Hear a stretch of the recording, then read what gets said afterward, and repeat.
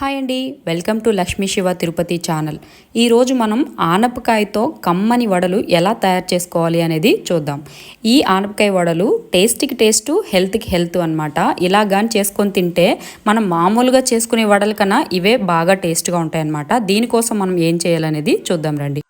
ఈ టేస్టీ ఆనపకాయ వడలు తయారు చేసుకోవడానికి ముందుగా మనం ఒక ఆనపకాయని అయితే తీసుకొని దాన్ని శుభ్రంగా వాష్ చేసుకొని పెట్టుకోవాలి. తరువాత ఆనపకాయ పైన ఉన్న పొట్టుని శుభ్రంగా గ్రీన్ అనేది లేకుండా లోపల వైట్ వచ్చేంత వరకు నీట్గా చెక్కి పెట్టుకోవాలన్నమాట. ఇదిగో చూసారా, ఈ విధంగా.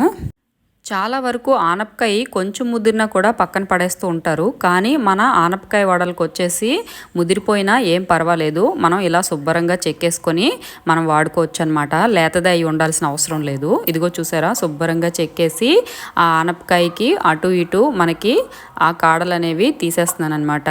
తీసేసిన తర్వాత మనం ఆనపకాయలు బీరకాయలు చెక్కునే స్టీల్ ప్లేట్ ఉంటుంది కదా, అది తీసుకొని మనం ఇలా నెమ్మదిగా ఆ చెక్కుని మనం ఆనపకాయ మొత్తం ఇలా రుద్దుకుంటూ చెక్కేసుకోవాలన్నమాట.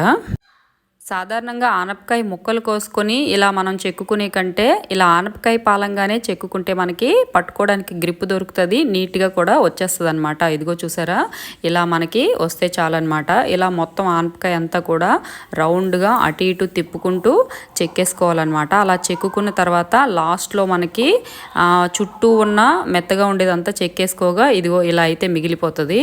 ఇది కొంచెం గింజలు ముదిరిపోయి దీన్ని మనం అలానే పక్కన పడేసుకోవచ్చు అనమాట. మనకు కావాల్సింది చుట్టూ ఉన్నది మాత్రమే, గింజలు అవసరం లేదనమాట. ఇలా ఆనపకాయ తురుమంతా తురుముకున్న తర్వాత ఈ తురుముని ఒక గిన్నెలోకి తీసుకొని అందులో మనం ఏవేవి కలుపుకోవాలో చూద్దాము. తురుము మొత్తం ఇదిగో ఈ విధంగా అయితే రావాలి. చూసారా ఎంత బాగా వచ్చిందో. ఈ ఆనపకాయ తురుములో 1 కప్పు శనగపిండి, అరకప్పు బియ్యపిండి వేసుకోవాలి. ఈ బియ్యపిండి మీరు మిక్సీ పట్టుకునేదైతే కొంచెం బరగ్గా ఉంటుందన్నమాట. మిక్సీ పట్టేసుకోండి, కరకరలాడుతూ బాగుంటాయి అన్నమాట. అందులోనే కొంచెం జీలకర్ర, సన్నగా తరిగిన కరివేపాకు ముక్కలు, తరువాత సన్నగా తరుక్కున్న కొత్తిమీర, ఇంకా సన్నగా తరుక్కున్న పచ్చిమిర్చి ముక్కలు, అలాగే మనకి కొంచెం కలర్ కోసం పచ్చికారం వేసుకుంటే సరిపోతుంది. ఫుడ్ కలర్ ఏమి వేయాల్సిన అవసరం లేదు. కొంచెం పచ్చికారము, అందులోనే తగినంత సాల్ట్ కూడా వేసుకొని మనం ఈ మిశ్రమాన్ని మొత్తం కలిసేదాకా కూడా చాలా గట్టిగా వాటర్ పోయకుండా నిదానంగా కలుపుకోవాలన్నమాట. ఇందులో మనం వెయ్యకూడనిది ఏంటి అంటే ఆనియన్స్ అన్నమాట. ఆనియన్స్ అస్సలు వెయ్యొద్దు. ఎందుకంటే ఆల్రెడీ ఆనపకాయ తురుము వేసాం కదా, మళ్ళీ ఆనియన్స్ వేస్తే కొంచెం స్వీట్ అనిపించవచ్చు. అందుకని నేను ఆనియన్స్ వేసుకోవట్లేదు. ఒకవేళ మీకు ఇష్టమైతే వేసుకోండి, అది మీ ఇష్టం. తర్వాత మనం ఆనపకాయ తురుములో వేసిన ఇంగ్రీడియంట్స్ అన్నీ శుభ్రంగా కలిసేలాగా నొక్కి వాటర్ పోయకుండా కలుపుకోవాలి. వాటరు ఆనపకాయలో ఉన్న వాటర్ సరిపోతుంది అనమాట, ఇంక వేయాల్సిన అవసరం లేదు.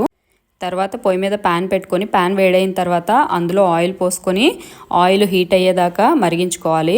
మరిగించిన తర్వాత ఒకసారి మళ్ళీ మనం కలిపిన ఇంగ్రీడియంట్స్ అన్నీ శుభ్రంగా కలుపుకొని ఇక మరిగిందో లేదో ఆయిల్ చూసుకొని అందులో మనం కలిపి పెట్టుకున్న ఆనపకాయ పదార్థాన్ని అయితే మనం వడల్లాగా చేసుకొని ఆయిల్లో వేసుకోవాలన్నమాట. ఇదిగో ఈ విధంగా మొత్తం అన్నీ కూడా ఒక్కొక్కటిగా ఆయిల్లో వేసుకొని వేయించుకోవాలి.